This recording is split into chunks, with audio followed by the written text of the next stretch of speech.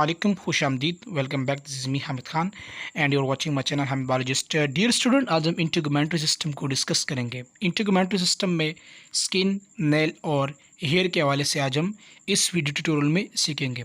Objectives क्या हैं?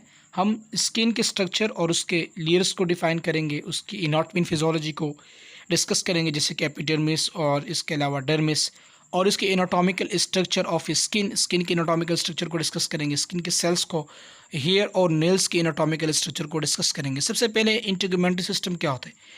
The integumentary system contributes to homeostasis by protecting the body and help regulating body temperature. अब body की जो temperature होती है वो बेसिकली इंटीगुमेंट्री सिस्टम की वजह से रेगुलेट होती है। इंटीगुमेंट्री सिस्टम होम्योस्टेसिस में अपना रोल प्ले करता है। Now what is homeostasis? Homeostasis body की इंटरनल स्टेबिलिटी, यानी जब बॉडी बिल्कुल बैलेंस में रहती है वो होम्योस्टेसिस की वजह से होती है। और होम्योस्टेसिस एक ऐसा मैकेनिज्म होता है जो ब्रेन के ज़रिए रेगुलेट होता है। अब किस तरह टेम्परेचर रेगुलेट होती है इसकी मैं आपको मिसाल देता हूँ। टेम्परेचर फॉर एग्जांपल, हम जिस कमरे में मौजूद हैं या किसी भी जगह पर हम खड़े हैं वहाँ की टेम्परेचर ज़्यादा होती है। अब हमारे स्किन के ऊपर थर्मो रिसेप्टर होते हैं, वो थर्मो रिसेप्टर मैसेज लेगा और सेंसरी न्यूरॉन्स के ज़रिए उसको ब्रेन के पास भेजेगा। और जब ब्रेन उस मैसेज को पढ़ लेगा कि टेम्परेचर बढ़ चुका है और अब बॉडी के अंदर अनडिज़ायरेबल सिचुएशन बन सकते हैं, बॉडी के अंदर ख़तरनाक सिचुएशन बन सकते हैं, तो उस चीज़ को रोकने के लिए बॉडी क्या करेगी? मोटर न्यूरॉन के ज़रिए हमारे स्किन के अंदर और जो हमारे ब्लड वेसल्स होते हैं उसको डायलेट करेगा। जब ब्लड वेसल डायलेट हो जाएंगे तो उसमें ब्लड की फ्लो बढ़ जाएगी स्किन की तरफ, और जितना ज़्यादा ब्लड स्किन की तरफ आएगा स्वीट ग्लैंड स्टिमुलेट हो जाएगा, और स्वीट ग्लैंड से पसीना खारिज होगा, और बॉडी से जो टेम्परेचर होगी बॉडी के अंदर वो टेम्परेचर हीट की सूरत में, पसीने की सूरत में हमारे स्किन से लॉस हो जाएगी, और इस तरह हमारा टेम्परेचर मेंटेन रहेगा। अब बॉडी की स्टेबिलिटी क्या थी? बॉडी की स्टेबिलिटी ये है कि भाई बॉडी नॉर्मल होना चाहिए। अब इन्वायरमेंट में टेम्परेचर ज़्यादा था और बॉडी की टेम्परेचर क्या है उसको बर्दाश्त नहीं कर सकती, तो उस टेम्परेचर के साथ इक्विवेलेंट करने के लिए हमारी बॉडी ने ये मैकेनिज्म अपनाया, ये फीडबैक सिस्टम अपनाया, इसे हम होम्योस्टेसिस कहते हैं। तो टेम्परेचर को रेगुलेट करना, बॉडी के अंदर आयंस को रेगुलेट करना, और इसके अलावा बॉडी को मुख्तलिफ़ किस्म के ख़तरनाक पैथोजेनिक बैक्टीरिया, वायरसेस, इन चीज़ों से रोकने के लिए इंटीगुमेंट्री सिस्टम यानी स्किन का अहम काम होता है। It also allow you to sense pleasurable, painful and other stimuli in your external environment। अब जो हमें एक्सटर्नल इन्वायरमेंट में पेन महसूस होता है, दर्द महसूस होता है, दर्द की शिद्दत महसूस होती है, और कोई टच करता है हमें, या इसके अलावा और भी बहुत सारे ऐसी चीज़ें होती हैं जिसे हम स्टिमुलाई कहते हैं एक्सटर्नली, वो हमें इस स्किन के ज़रिए ही इस चीज़ का एहसास होता है, क्योंकि स्किन के ऊपर रिसेप्टर होते हैं। रिसेप्टर के बाद फिर नीचे और भी बहुत सारे सेल होते हैं जो दिमाग के साथ कनेक्टेड होते हैं। Skin and its accessory structure, hair and nails along with various glands, muscles and nerve make up the integumentary system। अब integumentary system बेसिकली इसमें सबसे अहम हिस्सा स्किन का है, बाकी भी अहम है, लेकिन स्किन चूँकि ये लार्जेस्ट प्रोटेक्टिव लेयर है, ये लार्जेस्ट प्रोटेक्टिव ऑर्गन भी इसे हम कहते हैं।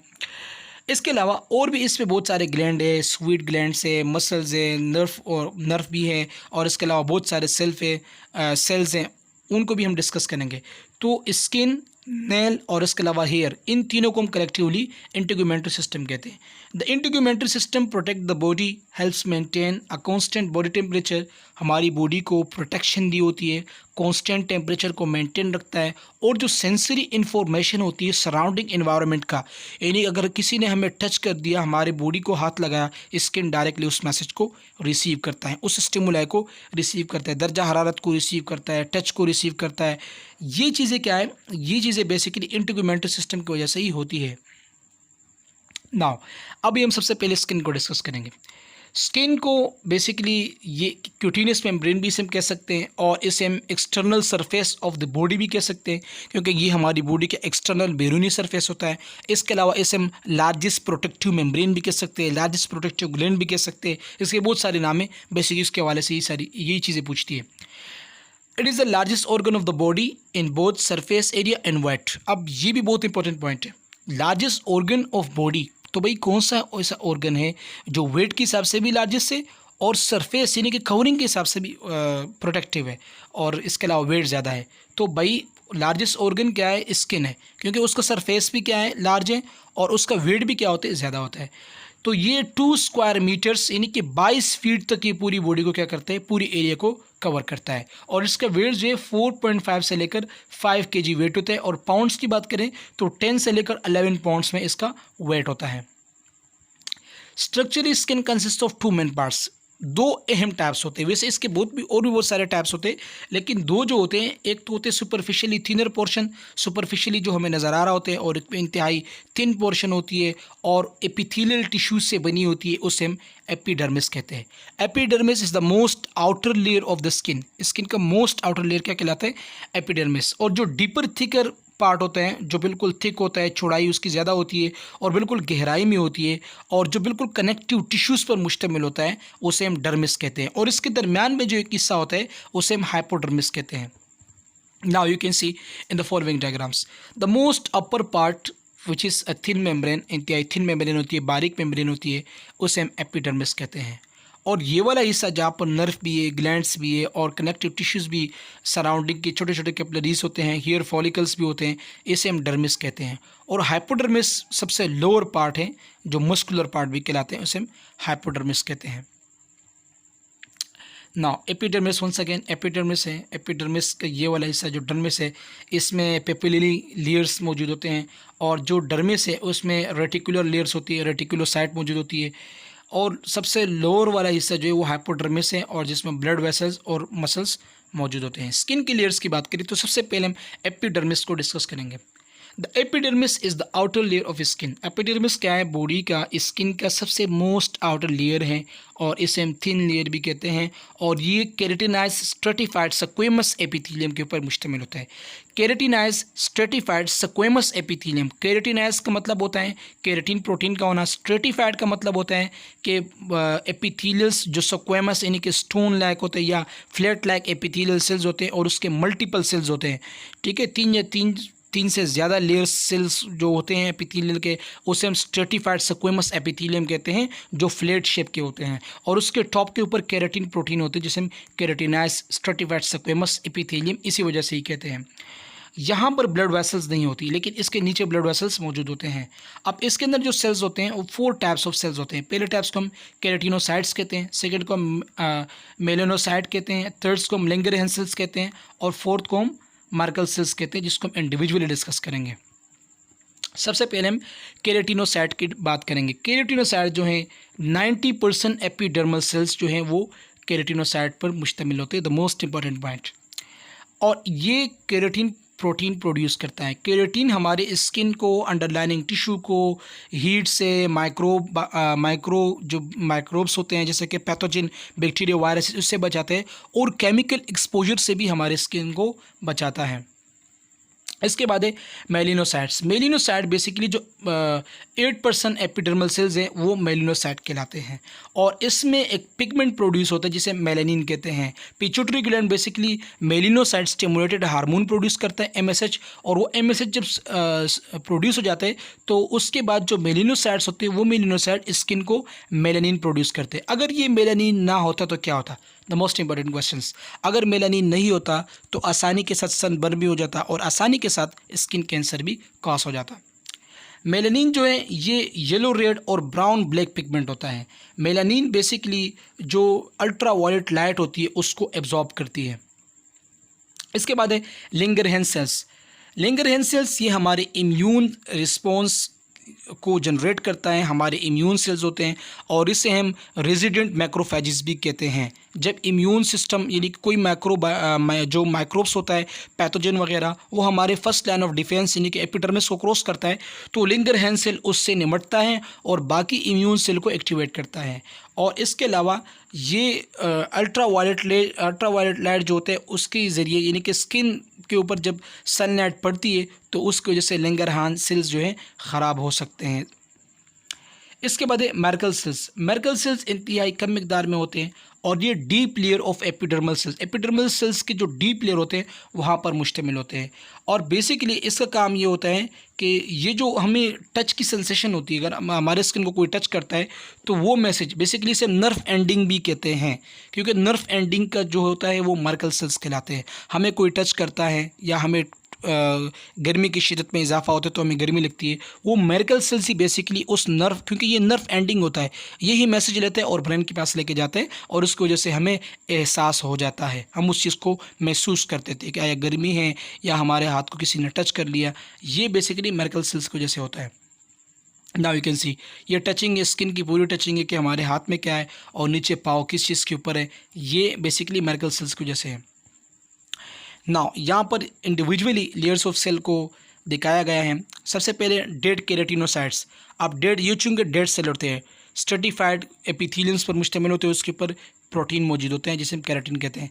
इसके बाद लेमिनल ग्रेन्यूल्स, फिर केरिनोसाइट्स है केराटिनोसाइट्स। इसके बाद लिंगरहैंस सेल्स, ये लिंगरहैंस सेल्स इस तरह मौजूद होते हैं जस्ट लाइक अ न्यूरॉन्स। इसके बाद मेलिनोसाइट्स, ये मेलिनोसाइट्स मौजूद होते हैं इस लेयर में और इसका काम क्या होता है, ये मेलानिन प्रोड्यूस करता है। मार्कल सेल्स हमारी जो परसेप्शंस होती है, टच करना, टेम्परेचर को वगैरह, इन चीज़ों को महसूस करता है। और ये इसका एंड वाला हिस्सा टेक्टाइल डिस्क कहलाता है। टेक्टाइल डिस्क के बाद ये सेंसरी न्यूरॉन्स के जरिए मैसेज दिमाग के पास ले जाते हैं और ये वाला हिस्सा बेसिकली डर्मिस कहलाता है। इसके अलावा एपिडर्मिस के और भी बहुत सारे लेयर्स हैं। सबसे पहले लेयर को हम स्ट्रेटम कॉर्नियम कहते हैं, सेकंड को हम स्ट्रेटम लिसिड्रम कहते हैं, थर्ड को हम स्ट्रेटम ग्रेनुलोसम कहते हैं, फोर्थ को हम स्ट्रेटम स्पिनोसम कहते हैं और लास्ट उनको स्ट्रेटम बेसल भी कहते हैं, जो आखिरी वाला हिस्सा है एपिडर्मिस का। बेसल स्ट्रेटम या स्ट्रेटम बेसल, इसे हम कहें, इसमें डिस्कस करेंगे। सबसे लास्ट वाला हिस्सा है, बुनियादी हिस्सा है। अब बेसल का मतलब होता है बेस और ये सिंगल कोलमनार या क्यूबॉइडल सेल्स के ऊपर मुश्तमिल होते हैं। अब कोलमनार का मतलब क्या होता है भाई? कोलमनार का मतलब होता है जो कॉलम शेप के एपिथेलियल सिंगल लेयर होते हैं उसे हम कोलमनार एपिथेलियम कहते हैं। और क्यूबॉइडल का मतलब क्या होता है कि वो इस तरह बॉक्सेस में एपिथेलियम सेल जो होते हैं अरेंज हो जाते हैं। इसके ऊपर मैं एक लेक्चर अपलोड कर चुका हूँ एपिथेलियल टिश्यू के डिफरेंट टाइप्स के ऊपर, तो आप इस चीज़ को सीखने के लिए वहाँ पर भी विजिट कर सकते हो। Okay, lower surface of the cell and attach to dermis. अब ये वाला हिस्सा बिल्कुल बेसल है, ठीक है, और ये जो डर्मिस होते हैं उस डर्मिस के साथ जुड़ा हुआ होता है क्योंकि ये लास्ट हिस्सा है एपिडर्मिस का। Receive nutrients from blood in the dermal vessels. जो डर्मल वेसल्स होते हैं उसमें जो ब्लड होता है वहाँ से ये न्यूट्रिएंट्स को रिसीव करता है और इसमें यहाँ पर माइटोटिक डिवीजन भी होती है, यानी इस सेल की डिवीजन, इस सेल की ग्रोथ में इजाफा माइटोसिस की वजह से होता है और मेलेनिन जो होता है वो इस लेयर में मेलेनिन की प्रोडक्शन होती है, याद रखें। नाउ स्ट्रेटम स्पिनोसम बेसिकली ये प्रोटीन सिंथेसिस की जो एक्टिवेशन होती है वो स्ट्रेटम स्पिनोसम की वजह से होती है और इसकी वजह से जब प्रोटीन की सिंथेसिस स्टार्ट हो जाती है तो उसकी वजह से सेल ग्रोथ और सेल डिवीजन भी बढ़ जाती है।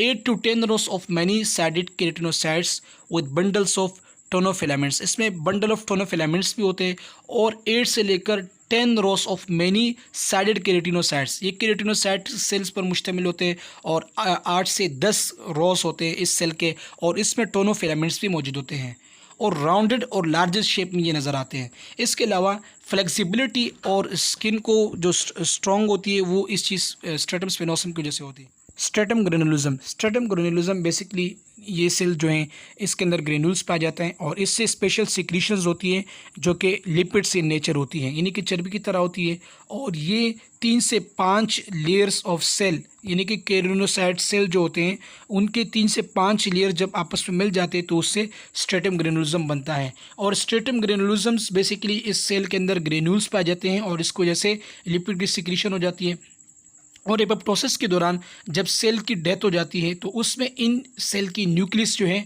वो रप्चर हो जाती है, उसकी ब्रेकडाउन हो जाती है। इसके अलावा ये जो लिपिड रिच सेक्रीशंस होता है ये वाटर के तौर पे काम करता है और एंट्री ऑफ फॉरेन मटेरियल, जब फॉरेन मटेरियल की एंट्री होती है उस वक़्त ये पानी के तौर पे काम कर रहा होता है। इसके बाद है स्ट्रेटम कॉर्नियम बेसिकली ये 25 से लेकर 30 लेयर्स ऑफ डेड केरिनोसाइट, जो केरिनोसाइट सेल्स होते हैं, डेड सेल होते हैं, उसके 25 से 30 लेयर्स जो हैं वो मिलकर स्ट्रेटम कॉर्नियम बनाता है और ये हमारे जो स्किन में माइक्रोबियल इन्वेजन होती है, अगर स्किन पे कोई चोट लग जाती है तो वो माइक्रो ऑर्गेनिजम्स को इंटर होने के लिए एक चांस मिलता है और उस चांस को रिड्यूस करने के लिए, उस माइक्रो ऑर्गेनिज्म को स्किन के अंदर दाखिल होने से रोकने के लिए स्ट्रेटम कॉर्नियम अपना फंक्शन परफॉर्म करता है। Constant exposure of skin to friction stimulate the formation of callus. अब कैलस क्या होती है, एबनॉर्मल थिकनेस होती है, स्किन की थिकनेस होती है, और उसकी वजह क्या होती है, स्किन में जब बार बार फ्रैक्शन हो जाती है तो उसकी वजह से एबनॉर्मल थिकनेस हो जाती है स्किन में। इसके बाद है stratum lucidum. Stratum lucidum basically fingertips के ऊपर मौजूद होते हैं, जैसे कि पाम्स हो गई, हथेली हो गई, और इसके अलावा सोल हो गए, सो मतलब हथेलियाँ वगैरह हो गई, और पाँव के जो लास्ट हिस्सा होता है जहाँ से हीट लॉस हो जाती है, इसे हम सॉल्व कहते हैं, यहाँ पर मौजूद होती है। और उंगलियों के सरों के ऊपर मौजूद होती है। 3 से 5 लेयर्स ऑफ सेल पर मुश्तमिल होते हैं, और इसमें लार्ज अमाउंट ऑफ केरेटिन और थिक प्लाज्मा मेम्ब्रेन मौजूद होता है स्ट्रेटम लूसिड्रम में। Now you can see stratum corneum, ये स्ट्रेटम कॉर्नियम है, और ये वाला हिस्सा स्ट्रेटम कॉर्नियम के बाद आता है स्ट्रेटम लूसिड्रम, और उसके बाद स्ट्रेटम ग्रेनुलोसम, इसके बाद स्ट्रेटम स्पिनोसम, और लास्ट वाला हिस्सा स्ट्रेटम बेसल्स है। तो बेसिकली ये जो सेल्स हैं, ये तमाम के तमाम लेयर जो हैं, ये एपिडर्मिस के लेयर है। अब जो डर्मिस है, डर्मिस में क्या क्या होते हैं, डर्मिस में बेसिकली पेपिलरी लेयर्स होते हैं, और इसके अलावा रेटिकुलर लेयर्स होते हैं, एडिपोज टिश्यूज़ होते हैं, और मसल्स लेयर होते हैं। अभी हम डर्मिस की बात करेंगे। डर्मिस जो ये second and deeper part of the skin का सेकंड हिस्सा है, और सबसे डीप वाला हिस्सा है, और ये कनेक्टिव टिश्यूज़ पर कंपोज होता है। इसमें एरोलर कनेक्टिव टिश्यूज़ भी होते हैं, इसमें कोलेजिन्स भी होते हैं, और इसमें बेसिकली फाइबर्स भी मौजूद होते हैं, इलास्टिक फाइबर भी मौजूद होते हैं, इलास्टिन जस्ट लाइक प्रोटीन की तरह होते हैं, और ये हमारे स्किन को फ्लेक्सिबल रखता है। This is the substance that allow the skin to spring back into place when stretch. अब जो इलास्टिन है, याद रखें इलास्टिन ये प्रोटीन की तरह सिमिलर होता है, और स्किन के अंदर फ्लेक्सिबिलिटी प्रोवाइड करती है। जब स्किन जो है बेसिकली स्ट्रेच हो जाता है और वापस अपनी जगह पर चला जाता है, ये इस इलास्टिन की वजह से होता है। The dermis can be divided into a papillary region and reticular region. दो हिस्सों में जो डर्मिस है उसको डिवाइड किया गया है, एक पेपिलरी रीजन है और दूसरा जो है रेटिकुलर रीजन है। The papillary region make up about 1/5 of the thickness of total layer. जो पेपिलरी रीजन होता है वो 1/5 of thickness of total layers, जो टोटल लेयर्स की थिकनेस होती है उसमें से जो है 5वां थिकनेस जो है, यानी कि 5 में से जो है एक मोस्ट थिक हिस्सा जो है वो पेपिलरी रीजन कहलाता है। It consist of areolar connective tissue and contain elastic fibres. इसमें एरोलर कनेक्टिव टिश्यूज़ होते हैं और इलास्टिक फाइबर मौजूद होते हैं। The reticular region which is attached to the subcutaneous layer. अब रेटिकुलर रीजन क्या है, reticular region basically subcutaneous layers के साथ अटैच होता है। Consist of dense irregular connective tissue. ये हिस्सा डेंस इरेगुलर इंतहाई गाढ़ा और कनेक्टिव टिश्यूज़ पर मुश्तमिल होते हैं, जिसमें फिब्रोब्लास्ट, बंडल ऑफ कोलेजिन और सम इलास्टिक फाइबर्स मौजूद होते हैं। Now you can see this is the papillary layers, और ये वाले इससे बेसिकली रेटिकुलर लेयर होता है। तो पेपिलरी लेयर बेसिकली इंतहाई थिक लेयर है, जैसे कि मैंने आपको बताया कि ये थिक लेयर होता है। Summary of papillary and reticular region of dermis. Papillary superficial portion of the dermis, ये डर्मिस का सुपरफिशियल पोर्शन होता है जो हमें नज़र आता है। 1/5 consist of areolar connective tissues. ये कनेक्टिव टिश्यूज़ पर मुश्तमिल होते हैं, एरोलर कनेक्टिव टिश्यूज़ पर मुश्तमिल होता है। इसमें इलास्टिक फाइबर्स होते हैं, और इसके अलावा इलास्टिक फाइबर्स के साथ साथ डर्मल पेपिलाई भी होती है, और फ्री नर्व एंडिंग्स भी मौजूद होते हैं जो ब्रेन को स्टिमुलेट करते हैं। रेटिकुलर जो deeper portion of the dermis होता है उसमें 1/4 जो है वो रेटिकुलर मौजूद होते हैं। Consist of dense irregular connective tissues. 1/4 हिस्सा जो होता है वो dense connective irregular connective tissues पर मुश्तमिल होता है। इसके अलावा बंडल ऑफ कोलेजिन्स और कोरेज इलास्टिक फाइबर भी मौजूद होते हैं। Space fibre between fibres contain few adipose tissues cells, hair follicles, nerve, subcutaneous glands and sudoriferous glands. Sudoriferous glands होते हैं। इसके अलावा नर्व सबक्यूटेनियस जो नर्व फॉलिकल्स होते हैं, हेयर फॉलिकल्स होते हैं, सबक्यूटेनियस ग्लैंड्स होते हैं, एडिपोज टिश्यूज़ होते हैं, और इसके अलावा इसमें कुछ स्पेस भी मौजूद होते हैं। ये 1/4 हिस्सा जो है रेटिकुलर हिस्सा है, इसमें ये सारी चीज़ें मौजूद होती है। और जो 1/5 हिस्सा है, 1/5 हिस्से में बेसिकली ये तमाम चीज़ें मौजूद होती है, जैसे कि इलास्टिक फाइबर हो गया और एरोलर कनेक्टिव टिश्यूज़ हो गए। ये सबक्यूटेनियस टिश्यू हाइपोडर्मिस। अब हाइपोडर्मिस की बात करेंगे। It is the deepest layer of the skin, ये स्किन का सबसे आखिरी और सबसे गहरा लेयर है। Subcutaneous tissue which is also known as a hypodermis is the innermost layer of skin, skin का सबसे इनर मोस्ट लेयर क्या है, वो हाइपोडर्मिस कहलाता है। It is made up of fat and connective tissue that house larger blood vessels and nerves, ये basically fat और इसके अलावा कनेक्टिव टिश्यूज़ पर मुश्तमिल होते हैं और यहाँ पर बेसिकली ब्लड वेसल्स और नर्व भी मौजूद होते हैं। Subcutaneous tissue act as a insulator and regulate body temperature, जो सबक्यूटेनियस टिश्यूज़ होते हैं जैसे हम बेसिकली हाइपोडर्मिस कहते हैं, ये हमारी बॉडी के टेम्परेचर को रेगुलेट करता है और इससे हम बेसिकली इंसुलेटर भी कहते हैं, क्योंकि ये क्या करता है, ये हमारी बॉडी को इंसुलेट करता है। हमारी बॉडी के जो मोस्ट इनर पार्ट होता है जिसे ब्लड वेसल्स कहते हैं और नर्व कहते हैं, उसको इसी हाइपोडर्मिस ने ही कवर किया होता है। दिस सबक्यूटेनियस टिश्यूज हाइपोडर्मिस में मजीद हम इसको डिस्कस करेंगे। हाइपोडर्मिस सब क्या है, हाइपोडर्मिस कुछ ऐसे हिस्सों में एब्सेंट होता है, ठीक है, और उसमें बेसिकली जैसे कि इंतहाई बारीकी से जैसे आईएल्स वगैरह हो गए, निपल्स हो गए और जेनिटल्स हो गए, यहाँ पर ये मौजूद नहीं होते क्योंकि ये बहुत ही बारीक होते हैं। इसके अलावा ये शॉक एब्जॉर्बर के तौर पे भी काम करते हैं, protecting internal organs from injury, internal organs को इंजरी से बचाने के लिए भी अपना फंक्शन करते हैं, अपने बॉडी के पार्ट्स को बचाने में इसका अहम रोल होता है। और शॉक यानी कि हीट वगैरह हो गया या इसके अलावा जो सनलाइट वगैरह हो गया, उससे भी हमारी बॉडी को प्रोटेक्शन देती हैं। It also store fat as a energy reserve in the extra calories are needed to power the body, ये एक्स्ट्रा फैट्स को भी स्टोर करता है। जब हमारी बॉडी को उस एक्स्ट्रा अमाउंट ऑफ फैट्स की ज़रूरत होती है, एक्स्ट्रा कैलोरीज की ज़रूरत होती है, तो वो बेसिकली फैट्स यहीं पर ही डिपॉजिट हो जाते हैं जिसे हम एडिपोज टिश्यूज़ कहते हैं। The blood vessels, nerve, lymph vessels and hair follicles also cross through this layer, यहीं से ही बेसिकली जो लिम्फ वेसल्स हैं, नर्व है, ये चीज़ें जो हैं यहीं से ही निकलती हैं। Accessory structure of the skin, अब स्किन के एक्सेसरी स्ट्रक्चर हैं, अब यहाँ पे इसको हम इसके जो ग्लैंड्स है उसके बारे में बात करेंगे। सबसे पहले आते हैं एक्सोक्राइन ग्लैंड। एक्सोक्राइन ग्लैंड में दो चीज़ें आती है, एक है सीबेशियस ग्लैंड जहाँ से ऑयल की प्रोडक्शन होती है, और दूसरा है स्वीट ग्लैंड, और स्वीट ग्लैंड से बेसिकली स्वीटिंग होती है, पसीना प्रोड्यूस होता है। तो सबसे पहले हम सीबेशियस ग्लैंड की बात करेंगे। सीबेशियस ग्लैंड जो है हेयर फॉलिकल्स में पाए जाते हैं, और इसके अलावा ये जो बैक्टीरियल इन्फेक्शन होता है उसको रिड्यूस करता है। ऑयल जब स्किन में प्रोड्यूस होते हैं तो इसका गुड काम यानी अच्छा काम ये होता है कि वो इन्फेक्शन के चांसेस को रिड्यूस करते हैं। इसके अलावा स्किन सरफेस के ऊपर ये मौजूद होते हैं और स्किन को खुश्क होने से, ड्राई होने से बचाता है सबक्यूटेनियस ग्लैंड जहाँ से ऑयल की प्रोडक्शन होती है। स्वीट ग्लैंड बेसिकली दो किस्म के होते हैं, एक को हम एपोक्राइन कहते हैं और एक को हम बेसिकली एकोक्राइन कहते हैं। जो एपोक्राइन ग्लैंड्स है, एपोक्राइन स्वीट ग्लैंड्स, ये एक्सिलरी यानी कि जो आम पेट बगल वगैरह हो गए या इंग्वाइनल आर्नियस इंग्वाइनल पार्ट्स हो गए, टेस्टिस वगैरह, उस हिस्सों में भी ये मौजूद होते हैं, ठीक है।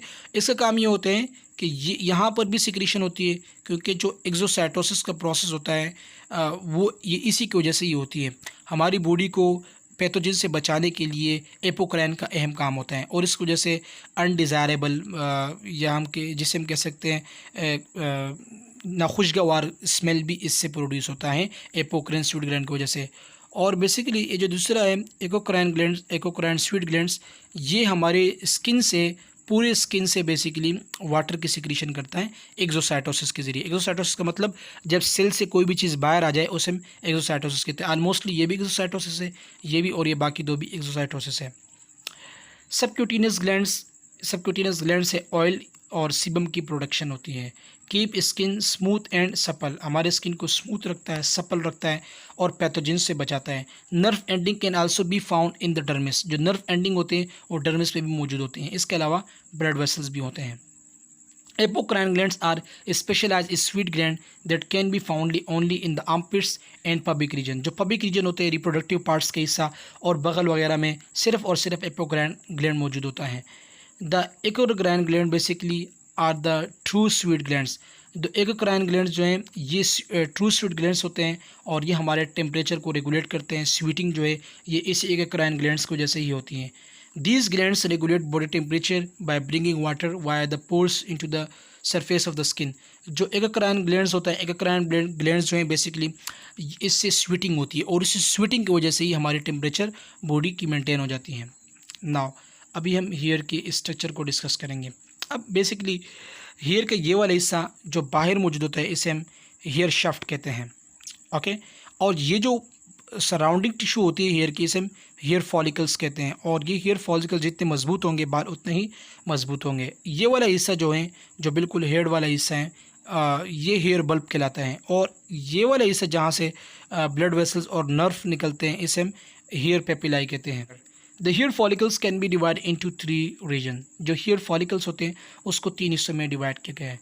लोअर सेगमेंट को, जो एक लोअर सेगमेंट होता है जिसमें बल्ब और सुपर बल्ब मौजूद होता है, मिडिल सेगमेंट में एस्थेमस, और अपर सेगमेंट में बेसिकली इन्फंडिब्यूलम मौजूद होता है। अपर सेगमेंट जो है वो सीबेशियस ग्लैंड से ही निकलता है, और यहाँ पर बेसिकली फॉलिकुलर ऑरिफिस होते हैं, वहाँ पर ही ये मौजूद होता है। The lower segment extended from the base of the follicles to the insertion of the receptor pili muscles, erector pili muscles.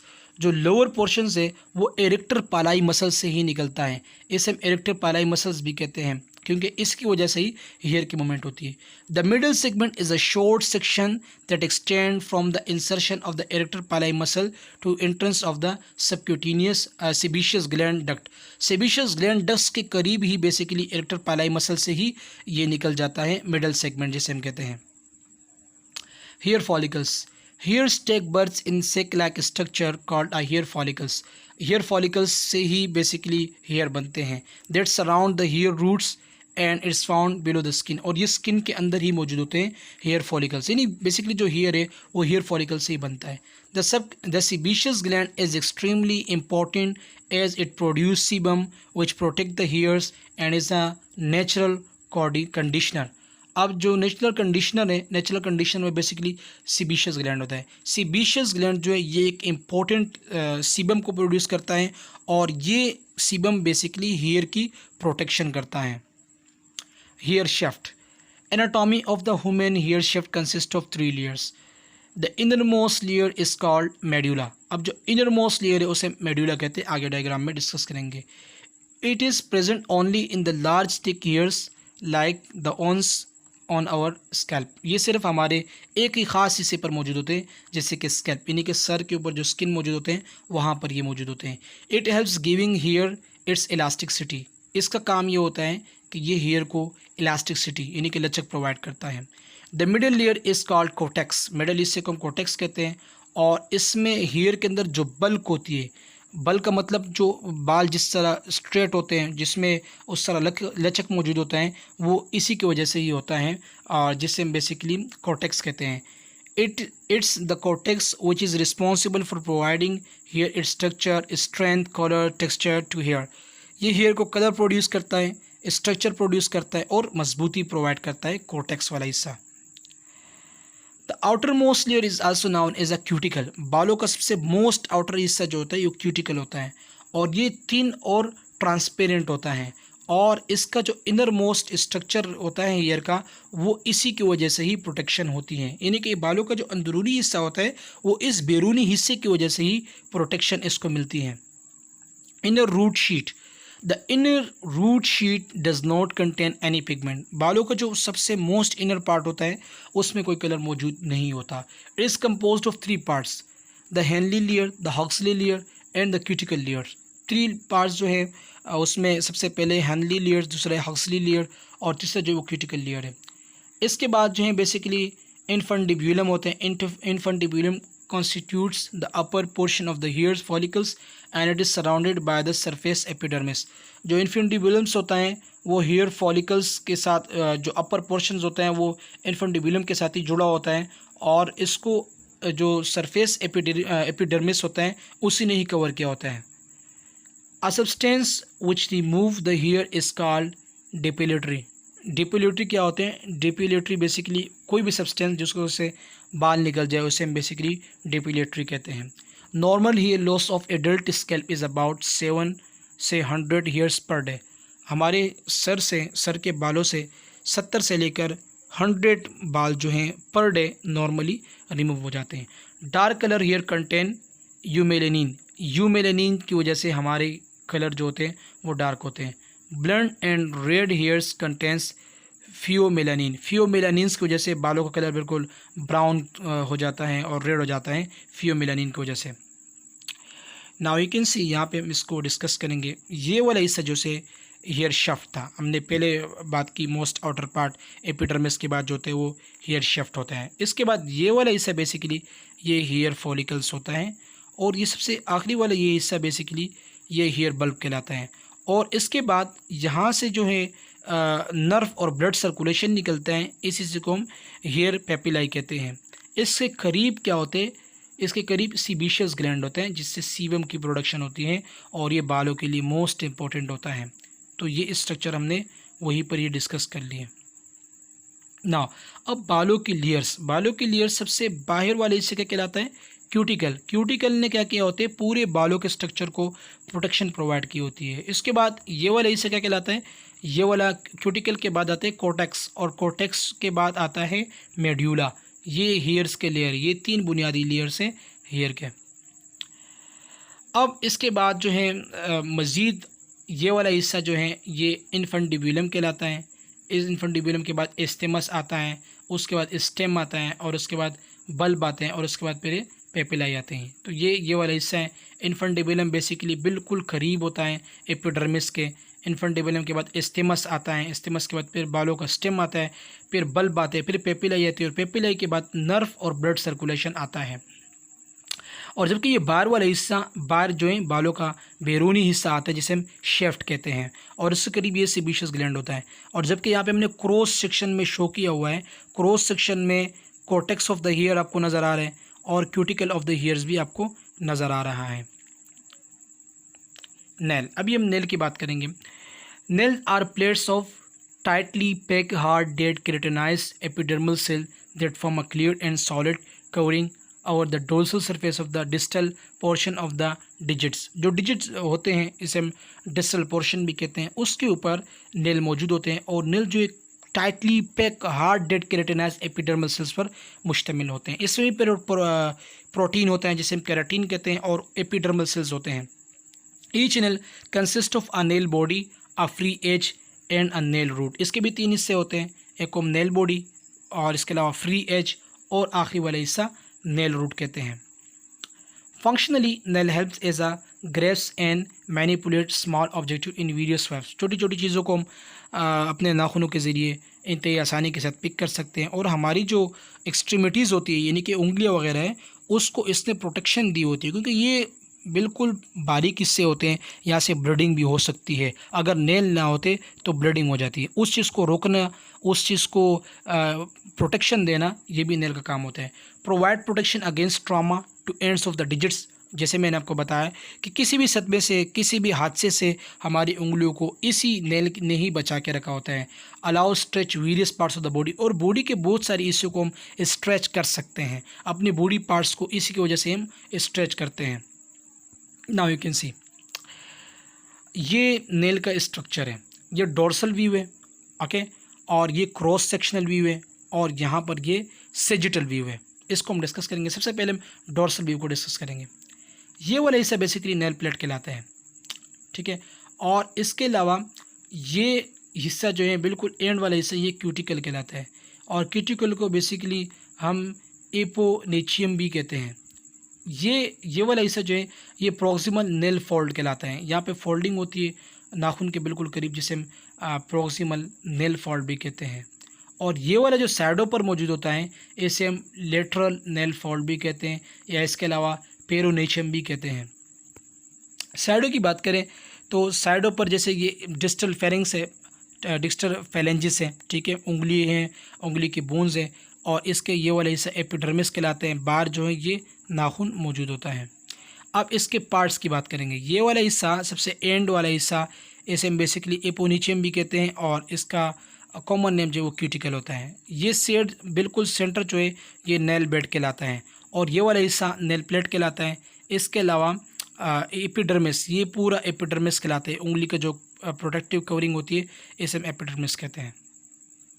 Quick overview of integumentary system. Overview of integumentary system में skin में हमने क्या discuss किया। Skin जो है वो dead epithelial cell पर मुश्तमिल होता है, जिसमें एपिडर्मिस होता है, डर्मिस होता है और फैट लेयर्स होते हैं। हेयर की बात करें तो ये हमें वार्म रखता है, हमारी बॉडी को प्रोटेक्शन दी होती है। इसके अलावा नेल्स की बात करें तो इसने हमारे एंड्स ऑफ फिंगर्स, जो हमारे फिंगर्स होते हैं उसको एक स्ट्रक्चर दिए होते हैं, उसको किसी हादसे से बचा के रखते हैं और हम आसानी से अपनी बॉडी को स्ट्रेच कर सकते हैं इसको। जैसे ग्लैंड्स, तो ग्लैंड्स बेसिकली ऑयल प्रोड्यूस करता है। ऑयल का काम ये होता है कि वो पैथोजन को हमारी बॉडी से महफूज रखता है और इसके अलावा हमारी बॉडी को प्रोटेक्शन देते हैं। नर्व का काम ये होता है कि हमारे बॉडी में जो भी चीज़ें होती हैं बाहर से, जैसे टेम्परेचर हो गया, किसी ने हमने टच किया तो नर्व के ज़रिए वो मैसेज जाता है। बहुत बहुत शुक्रिया। आई होप कि इस वीडियो ट्यूटोरियल को आपने इतनी आसानी के साथ गेन किया होगा। अब तक के लिए इजाज़त दीजिए, अल्लाह हाफिज़। और नई वीडियो की नोटिफिकेशन मिलने के लिए आप हमारे चैनल को ज़रूर सब्सक्राइब करें। बहुत बहुत